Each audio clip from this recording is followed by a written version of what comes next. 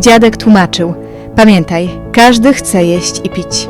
Jeśli ty czujesz pragnienie podczas upału, to ptaki czują je tak samo mocno. Wystaw miseczkę z wodą. Powtarzał to setki razy do znudzenia.